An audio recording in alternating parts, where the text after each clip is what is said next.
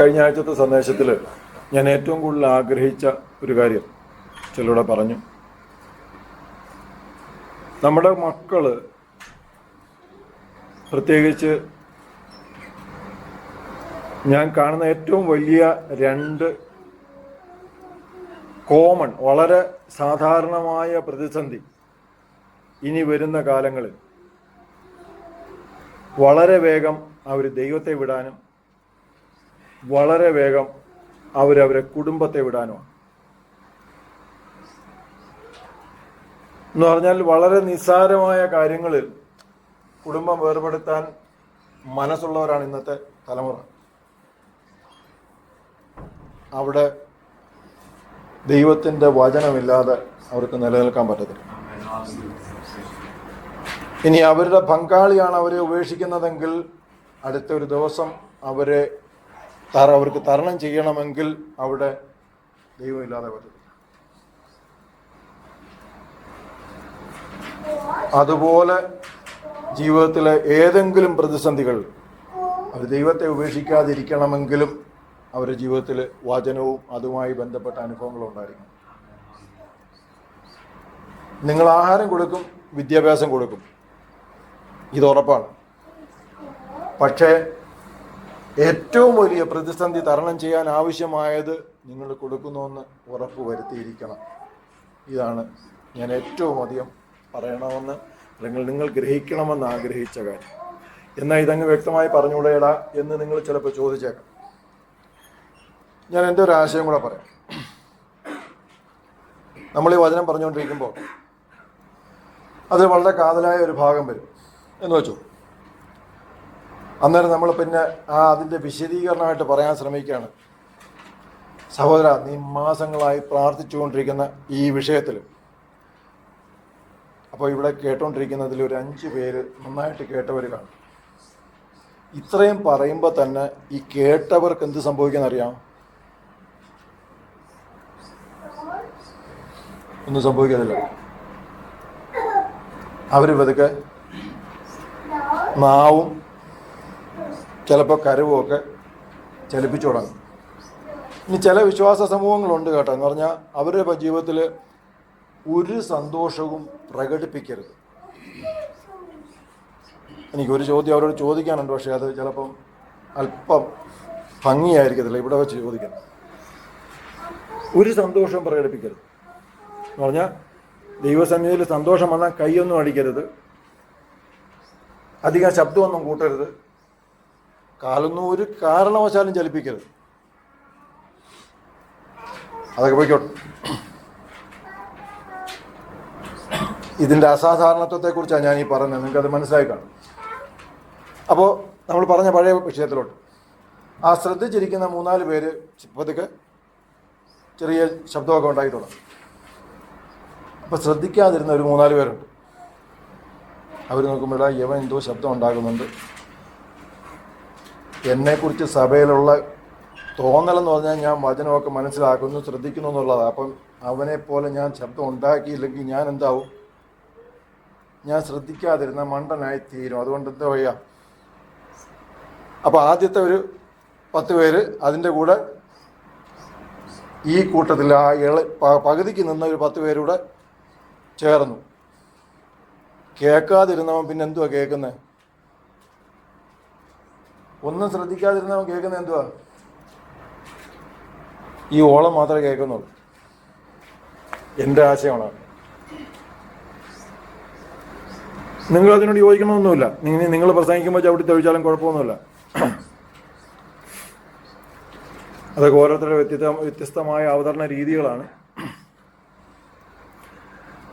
ഞാൻ ഈ അടുത്ത സമയത്ത് ഒരുപാട് കേൾക്കുന്ന അനിൽ കൊടുത്തോടത്തെ ഒരുപാട് കേൾക്കാറുണ്ട്. അദ്ദേഹം വളരെ ഈ വോയിസ് മോഡുലേഷൻ ഭയങ്കരമായിട്ട് ഉപയോഗിക്കുന്ന ഒരു മനുഷ്യനാണ്. എങ്ങനെ പറ്റുന്നു പോലെ എനിക്ക് അതിശയം തോന്നാറുണ്ട് ചില സമയം. ദൈവത്തിന് സ്തോത്രം. ഞാൻ ഇന്ന് പറയാൻ ആഗ്രഹിക്കുന്നത്, നമ്മൾ ദൈവത്തെ അനുസരിക്കുന്ന നമ്മുടെ മനുഷ്യൻ്റെതായ രീതിയെക്കുറിച്ച് സ്റ്റേഫാനോസ് അവതരിപ്പിച്ച ഒരു വസ്തുതയാണ്. ഞാൻ അതിനെക്കുറിച്ച് ഒരു വാക്കാൽ പലതവണ പറഞ്ഞു പോയിട്ടുള്ളൊരു വസ്തുതയാണ്. അതിനെക്കുറിച്ച് വിശദമായിട്ടൊന്ന് പറയണമെന്ന് ആഗ്രഹിക്കുക. അതിലെ പ്രധാന വിഷയം എന്ന് പറഞ്ഞാൽ മനുഷ്യൻ ഒന്ന് പറഞ്ഞാൽ കേൾക്കത്തില്ല എന്നുള്ളതാണ് പ്രധാന വിഷയം. അതാണ് സ്തേഫാനോസ് പറഞ്ഞത്. അതിൽ സ്തേഫാനോസ് എന്ന് പറഞ്ഞാൽ നമ്മൾ ഒരിക്കലും ചിന്തിക്കാത്ത വിധം യഹൂദൻ്റെ വിശ്വാസത്തിൻ്റെ അടിവേര് വെട്ടിയിട്ടാണ് അത് പറഞ്ഞേക്കുന്നത്. അതിപ്പോൾ അവിടെ എത്തുന്നതിന് മുമ്പ് ഞാനതിന് വേറൊരു സന്ദർഭത്തിലോട്ട് പോയതിന് ശേഷം അവിടേക്ക് വരാം. 2 രാജാക്കന്മാർ 9:25-26 വാക്യം.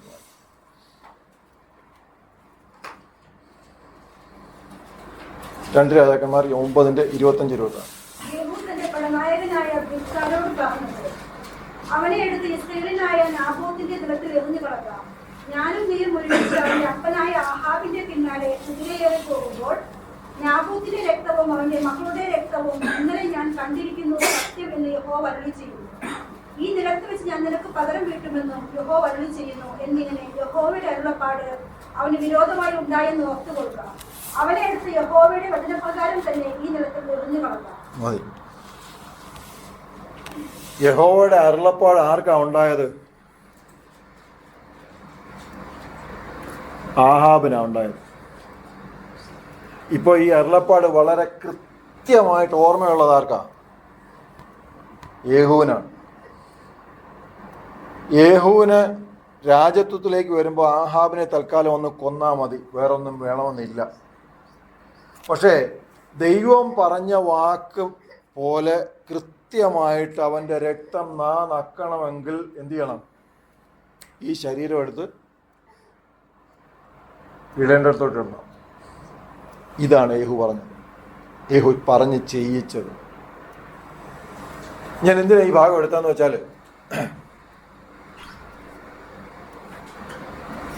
ആ പ്രവചനം കൂടെ വേണമെങ്കിൽ നമുക്കൊന്ന് പറയാം. 1 രാജാക്കന്മാർ 21:17-20 വരെയുള്ള വാക്യം.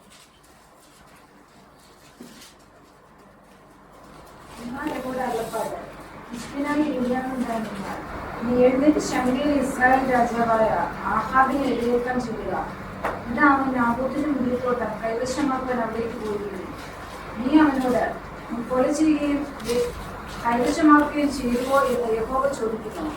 നായ്ക്കൾ നാബോത്തിന്റെ രക്തം നക്കി കളത്തിരിച്ചതിനെ എന്റെ രക്തവും നക്കിക്കളയും എന്ന് യഹോവ കൽപ്പിച്ചിരുന്നു എന്ന് അവനോട് പറഞ്ഞു. ഒരു വാക്യം ആഹാബ് ഏലിയാവോട്, എന്റെ ശത്രുവേ, നീ എന്നെ കണ്ടെത്തിയോ എന്ന് പറഞ്ഞു.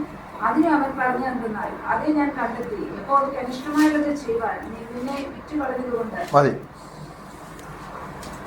അപ്പോ ദൈവത്തിന്റെ പ്രവചനം അത് കേട്ടതാരൊക്കെ?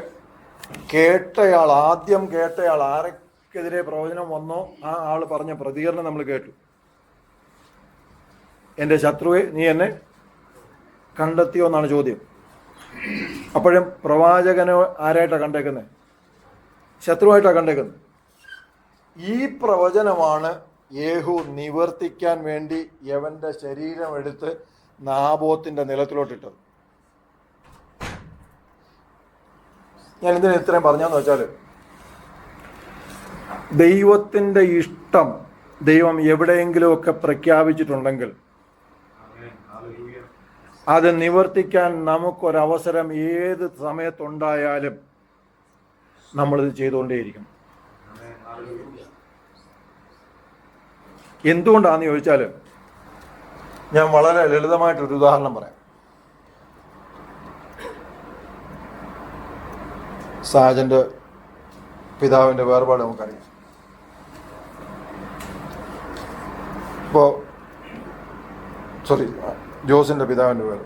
അപ്പോൾ ജോസ് ചെന്ന് കണ്ട് സംസാരിച്ചിട്ടൊക്കെയാണ്. അപ്പോൾ ആ കണ്ട് സംസാരിക്കുന്ന കൂട്ടത്തിൽ പറഞ്ഞടാ, നമ്മുടെ ആ ചർച്ചിലെ ഇന്നാറ്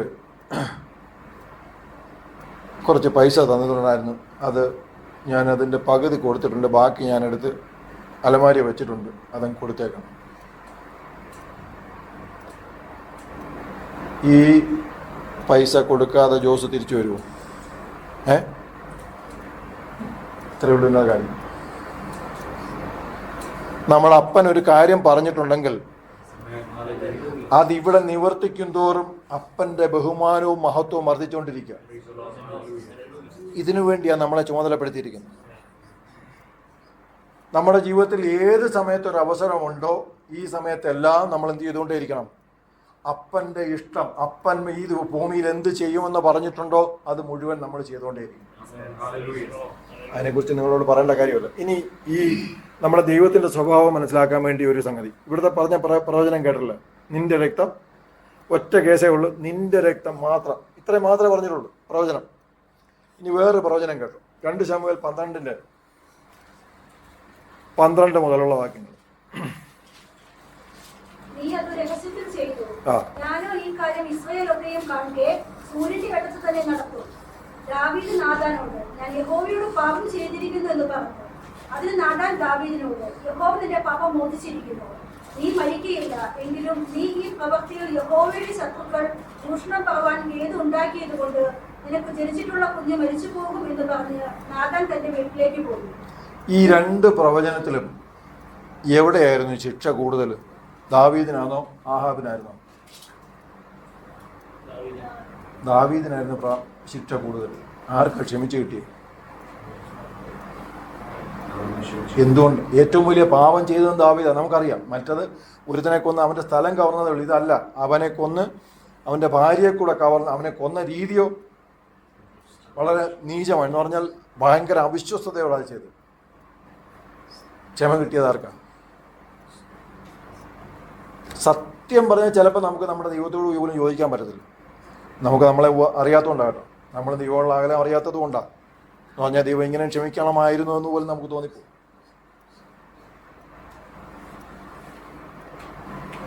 ദാവീദ് കാണിച്ച ബഹുമാനം അന്നേരം തന്നെ പറഞ്ഞു, ഞാൻ തെറ്റ് ചെയ്തു. ഈ ഒരു തിരിച്ചറിവാണ് നമുക്കുണ്ടായിരിക്കുന്നത്. എൻ്റെ വിഷയത്തിൽ നിന്ന് മാറി, എന്നാൽ ഈ പറഞ്ഞ് സംസാരിച്ച ഭാഗത്ത് ഈ ഒരു സംഗതി ഉള്ളത് കൊണ്ട് ഞാൻ അത് എടുത്തന്നേ ഉള്ളൂ. മനസ്സിലായി? ദൈവത്തോട് നമുക്ക് എപ്പോഴും ഉണ്ടായിരിക്കേണ്ട ഒരു മനോഭാവം ഇതാണ്, ഞാൻ ശരിയല്ല. നീ ആഗ്രഹിക്കുന്ന വിധത്തിൽ ഉള്ളൊരു വ്യക്തി അല്ല ഞാൻ എന്നുള്ളൊരു ബോധ്യം നമുക്ക് എപ്പോഴും ഉണ്ടായിരിക്കണം. എങ്കിലും ദൈവത്തിൻ്റെ കരുണ എല്ലാ സമയത്തും നമ്മോടൊപ്പം ഉണ്ടായിരിക്കും.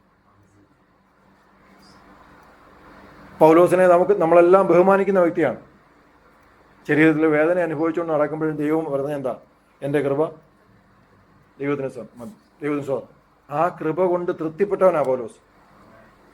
എനിക്ക് തോന്നുന്നു ഞാനാണെങ്കിൽ വീണ്ടും അപേക്ഷ. കാര്യം ആ വേദന എന്താണെന്ന് അറിയത്തില്ല, എന്നാലും ശരീരത്തിലെ വേദന നമുക്ക് എല്ലാവർക്കും അസ്വസ്ഥത ഉളവാക്കുന്നൊരു വസ്തുതയാണ്. കാര്യം കഴിഞ്ഞൊരു 4 ആഴ്ചയോളം ഒരു സൈഡ് ചരിഞ്ഞ് നടന്നു കഴിഞ്ഞപ്പോഴത്തേക്ക് തന്നെ ഒരു മടുപ്പ് ഉളവായി. അതുകൊണ്ട് ഇദ്ദേഹം അതെങ്ങനെ സഹിച്ചു എന്ന് എനിക്ക് മനസ്സിലാകും. പക്ഷെ ആ ദൈവം കൊടുത്ത കൃപയിലുള്ള തൻ്റെ ആ താല്പര്യം എന്ന് പറഞ്ഞാൽ ഈ വേദന സഹിച്ചാലും ഈ കൃപയുണ്ടല്ലോ എന്നുള്ളൊരു താല്പര്യം. നമ്മൾ പലപ്പോഴും ആ കൃപയുടെ മാധുര്യം അറിയാത്തത് കൊണ്ടാണ് നമുക്ക് മറ്റു പലതും എന്തായിട്ട് തോന്നുന്നത്? വേദനയായിട്ട് തോന്നും. ദൈവത്തിന് സ്തോത്രം. ഇനി നമ്മുടെ വിഷയമായ അപ്പോസ്തല പ്രവൃത്തി 7-ന്റെ 2-3 വാക്യങ്ങളിലേക്ക് വരാം.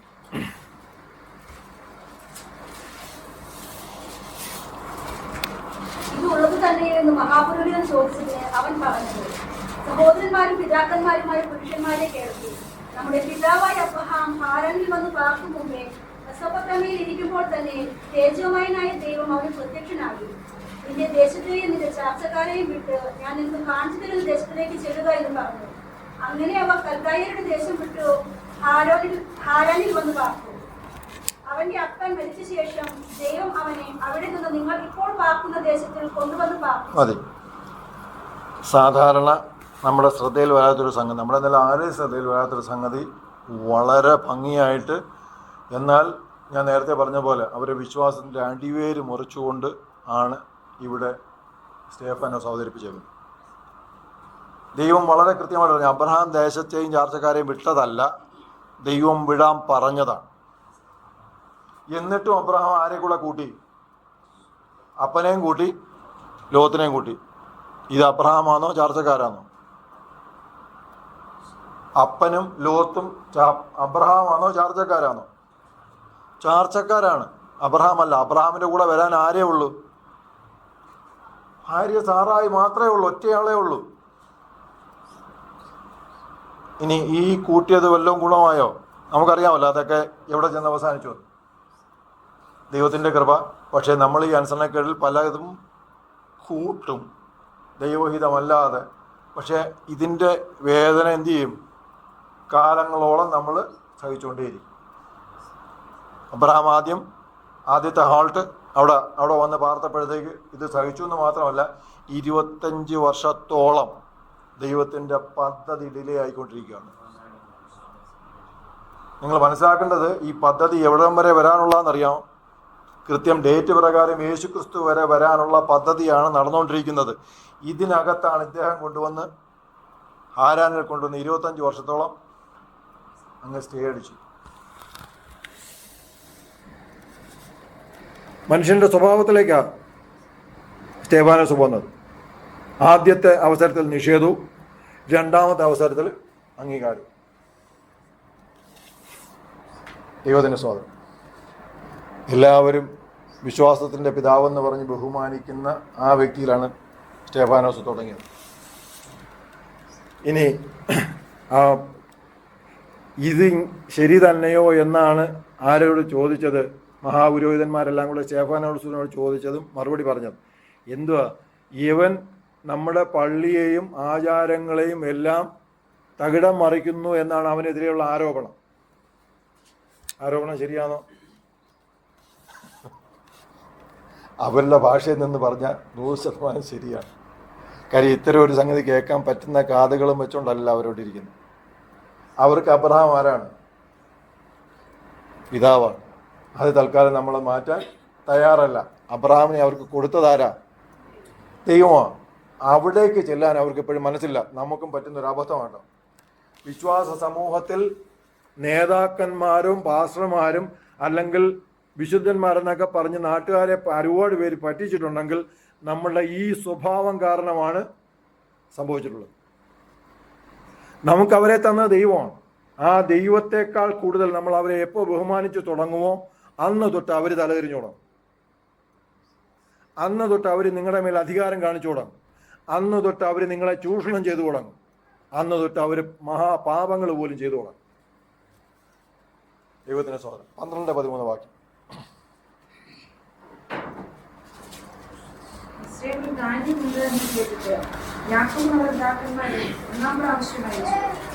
രണ്ടാം പ്രാവശ്യം യോസേഫിന്റെ സഹോദരന്മാരോട് തന്നെത്താൻ അറിയിച്ചു. യോസേഫിന്റെ വംശം ഫറവോന് മതി. യോസേഫ് എന്ന് പറഞ്ഞാൽ യോസേഫ് ക്രിസ്തുവിന് സമാനമെന്ന് പറഞ്ഞ് ഒത്തിരി സമാനങ്ങൾ എഴുതിയ പുസ്തകങ്ങൾ പോലും ഇറങ്ങിയിട്ടുണ്ട്. ഈ യോസേഫിനെ കുറിച്ചാണ് പറഞ്ഞത്. യോസേഫ് തന്നെത്താൻ വെളിപ്പെടുത്തിയ എത്രാം തവണയാണ്? കൃത്യമായിട്ടാണ് പറഞ്ഞേക്കുന്നത്. 2ാം പ്രാവശ്യം യോസേഫ് വെളിപ്പെടുത്തി. അതിനകത്ത് 2 പ്രശ്നമുണ്ട്. വിറ്റ സഹോദരന്മാർ ആദ്യത്തെ വരവിൽ സംസാരിച്ചിട്ട് വല്ലതും സംഭവിച്ചോ? അറിഞ്ഞില്ല. 2ാമത്തെ തവണ വെളിപ്പെടുത്തി കഴിഞ്ഞപ്പോഴാണ്.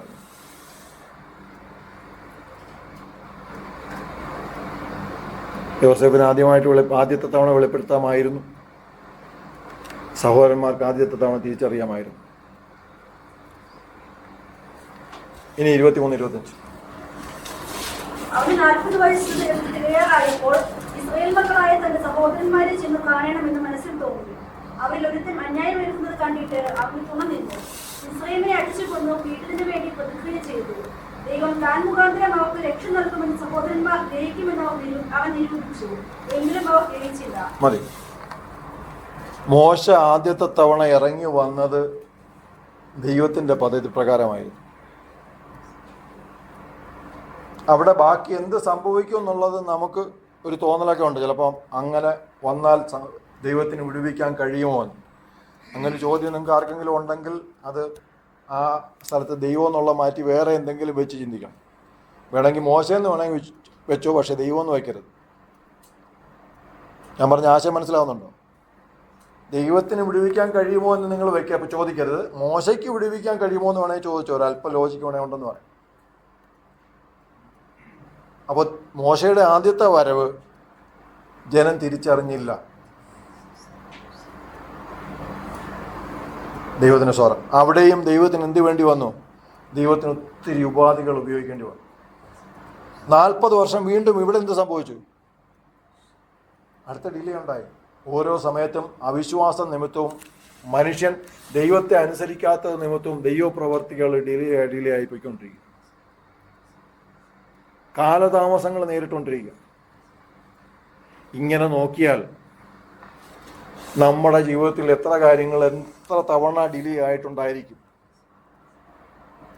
നമ്മുടേതായ അവിശ്വാസങ്ങൾ നിമിത്തം, നമ്മൾ കൃത്യമായി അനുസരിക്കാത്തത് നിമിത്തം, നമ്മൾ ദൈവത്തെ കൃത്യമായി ശ്രദ്ധിക്കാത്തത് നിമിത്തം. ശ്രദ്ധിച്ചാലല്ലേ അനുസരിക്കാൻ പറ്റും, മനസ്സിലായാലല്ലേ ചെയ്യാൻ പറ്റും. ദൈവത്തിന് സ്വാഗതം. ചെറിയ ആൾക്കാരെ കുറിച്ചല്ല പറഞ്ഞേക്കണം കേട്ടോ. വളരെ ശ്രേഷ്ഠരായി ദൈവം അവതരിപ്പിച്ചിരിക്കുന്ന വ്യക്തികളെ കുറിച്ചാണ് നമ്മൾ ഈ കേട്ടത്. അവരെ കുറിച്ചാണ് സേവാനോസ് പറഞ്ഞത്. അത് കഴിഞ്ഞിട്ടാണ് ഏറ്റവും അവസാനം വന്നിട്ട് ഞാൻ ആ വാക്യം എനിക്ക് ഓർമ്മയില്ല, ശാഠ്യക്കാരും എന്ന് തുടങ്ങുന്ന ഒരു 2-3 വാക്യമാണ്.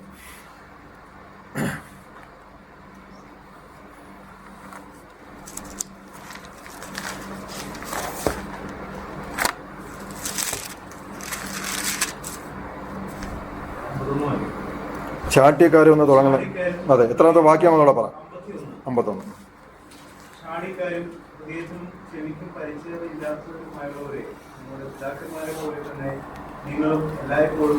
അവിടുത്തെ പ്രധാന പ്രശ്നം അവിടെ പറഞ്ഞിട്ടുണ്ട്. 2 സംഗതിക്ക് പരിച്ഛേദനയില്ല. എന്താ? ഹൃദയത്തിനും ചെവിക്കും പരിച്ഛേദനയില്ല. എന്ന് പറഞ്ഞാൽ ഇത് രണ്ടും നമുക്ക് ഇഷ്ടമുള്ളത് മാത്രം കേൾക്കാൻ നമ്മൾ കാത് കൂർപ്പിച്ചിരിക്കുന്നു, നമ്മൾ ഹൃദയം ചായച്ചിരിക്കുന്നു. ദൈവം പറയുന്നത് കേൾക്കാൻ നമ്മുടെ ചെവിയില്ല, നമ്മൾ അത് ശ്രദ്ധിക്കാൻ അല്ലെങ്കിൽ അത് ഗ്രഹിക്കാൻ നമ്മുടെ ഹൃദയവുമില്ല. ഇത് രണ്ടുമാണ് ആ ജനത്തിൻ്റെ ഏറ്റവും വലിയ പ്രശ്നം. പരിച്ഛേദനയില്ലാത്ത ഹൃദയവും ചെവിയും. ബാക്കി ഹൃദയത്തിൽ ശരിക്കും പരിച്ഛേദനയില്ലാത്തവരുമായുള്ളവരെ, നിങ്ങളുടെ പിതാക്കന്മാരെ പോലെ തന്നെ നിങ്ങളും എല്ലായ്പ്പോഴും പരിശുദ്ധാത്മാവോട് മറച്ചു നിൽക്കുന്നു. പ്രവാചകന്മാരിൽ ഏവനെ നിങ്ങളുടെ പിതാക്കന്മാർ ഉപദ്രവിക്കാതിരുന്നിട്ടുണ്ട്. നീതിമാനായവന്റെ വരവിനെ കുറിച്ച് മുന്നറിയിച്ചവരെ അവർ കൊന്നു കളഞ്ഞു. അവര് നിങ്ങളിപ്പോഴും ദ്രോഹികളും കൊലപാതകരും ആയിത്തീർന്നു. നിങ്ങൾ ദൈവദൂതന്മാരുടെ ജീവങ്ങളായി ന്യായപ്രമാണങ്ങളെ പ്രാപിച്ചെങ്കിലും അത് കാണിച്ചിട്ടില്ല. മതി. ലോകത്തിലേക്ക് ഏറ്റവും ശ്രേഷ്ഠന്മാരെന്ന് അന്ന് വരെ വിശ്വസിച്ച് ദൈവവും ന്യായപ്രമാണവും മുഴുവൻ ഞങ്ങളുടേതെന്ന് സ്വയം അഭിമാനിച്ച് കഴിഞ്ഞുകൊണ്ടിരിക്കുന്ന പൗരോഹിത്യ സമൂഹം നിൽക്കുമ്പോഴാണ് പൗലോസ് പറഞ്ഞത്, നിങ്ങൾ മുഴുവനും കഴിഞ്ഞ കാലങ്ങളിൽ ഉടനീളം ചെയ്തത് ദൈവത്തിൻ്റെ ആലോചനയെ മറക്കുകയും ദൈവത്തിൻ്റെ യേശുക്രിസ്തുവിൻ്റെ വരവിനെക്കുറിച്ച് പറഞ്ഞവരെ മുഴുവൻ കൊന്നുകളയുകയുമാണ് നിങ്ങൾ ചെയ്തത്.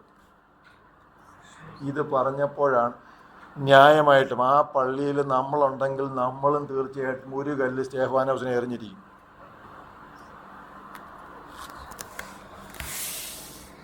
ഇന്ന് പെന്തക്കോസ്തും ഈ സ്ഥാനത്തേക്ക് എത്തിക്കൊണ്ടിരിക്കുക. അധികം താമസിയാതെ നിങ്ങളത് കാണും. ഇതൊരു 100 വർഷം കൂടെ ഈ ലോകം പോവുകയാണെങ്കിൽ നിത്യതയായിരുന്നു. ഞാൻ ഉറപ്പായിട്ട് പറയാം, നിങ്ങൾ ഓരോരുത്തരും നമ്മൾ അഭിമാനിച്ചിരുന്ന പെന്തക്കോസ്തിനെ ഓർത്തും കണ്ടും ദുഃഖിക്കും. ഒരു സംശയവുമില്ല. ഇപ്പോൾ തന്നെ ഒരുപാട് പേര് ഇപ്പോൾ സംസാരിച്ചു തുടങ്ങി, ഒരുപാട് പേര് പ്രതികരിച്ചു തുടങ്ങി, ഒരുപാട് പേര് അതിനകത്ത് നിന്ന് പുറത്തു പോയി തുടങ്ങി. പലർക്കും ഇതിൻ്റെ കാര്യങ്ങളെ അറിയാത്തത് കൊണ്ട് ദൂരെ നിൽക്കുന്നതുകൊണ്ട്. ഞാൻ പല ദിവസവും പറഞ്ഞു, എൻ്റെ ജ്യേഷ്ഠനെ ഓർത്ത് ഞാൻ ഇപ്പോഴും ആത്മീയമായ വിഷയത്തെ ഓർത്ത് എനിക്കൊരു പ്രയാസമുണ്ട്, അല്ലെങ്കിൽ പ്രാർത്ഥനയുണ്ട്. അതിന് അദ്ദേഹം മാന്യാന്നും പറഞ്ഞില്ല, പക്ഷെ ഒത്തിരി വഴി വെച്ചു കൊടുത്തത് ഈ സമൂഹത്തിലെ ചില പ്രശ്നങ്ങളാണ്.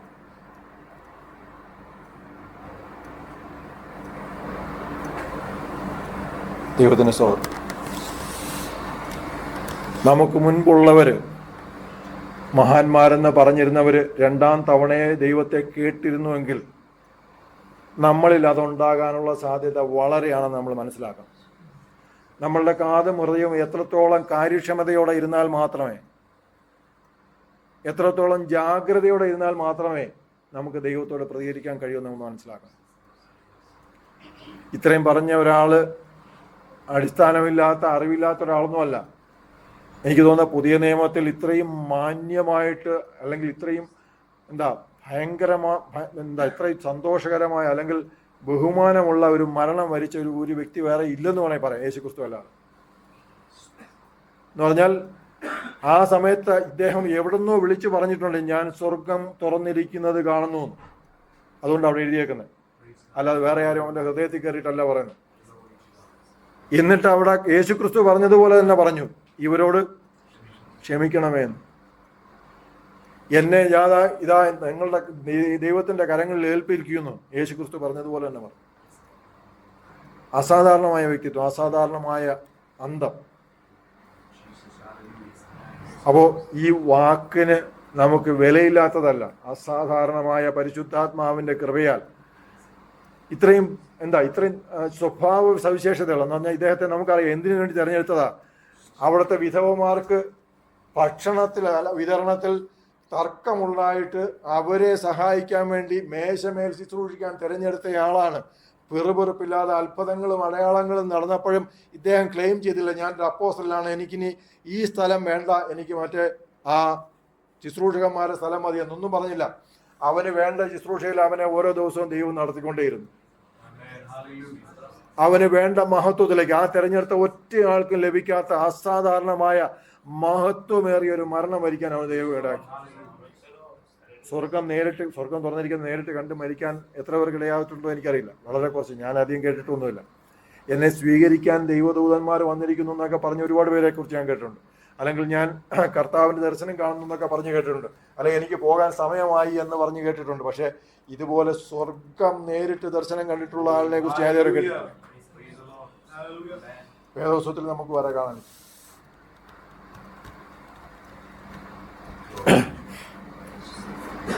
ഈ കൊച്ചിയിലുള്ള ന്യൂ ഇന്ത്യ ചർച്ചകളിലൊരു ദേവദാസനാണ്. അദ്ദേഹത്തിൻ്റെ ഒരു ദർശനമാണ്. അദ്ദേഹം പറഞ്ഞൊരാശയം ഇതുമായിട്ട് ചേർന്ന് പോകുന്നതായിട്ട് ഞാൻ പറയാം. അദ്ദേഹത്തിൻ്റെ പേര് പെട്ടെന്ന് ഓർമ്മ വരുന്നില്ല. ഏലിയാവിനെ സ്വീകരിക്കാൻ വേണ്ടി തുറന്ന സ്വർഗം അടഞ്ഞു. പല സമയത്തും സ്വർഗം തുറന്നെങ്കിലും ആ സമയത്തെല്ലാം അടഞ്ഞു. പക്ഷെ നമ്മുടെ കർത്താവ് സ്വർഗത്തിലേക്ക് കയറി പോയപ്പോൾ തുറന്ന സ്വർഗം പിന്നെ അടഞ്ഞിട്ടുണ്ട്. അതിന്നും നമുക്കായി തുറന്നിരിക്കും. ദൈവത്തിന് സ്വാഗതം. അവൻ്റെ കൽപ്പനകൾ ആദ്യത്തെ ശ്രവണത്തിൽ അനുസരിക്കാൻ ദൈവം നമ്മെ സഹായിക്കട്ടെ എന്ന് പറഞ്ഞു എൻ്റെ വാക്കുകൾ.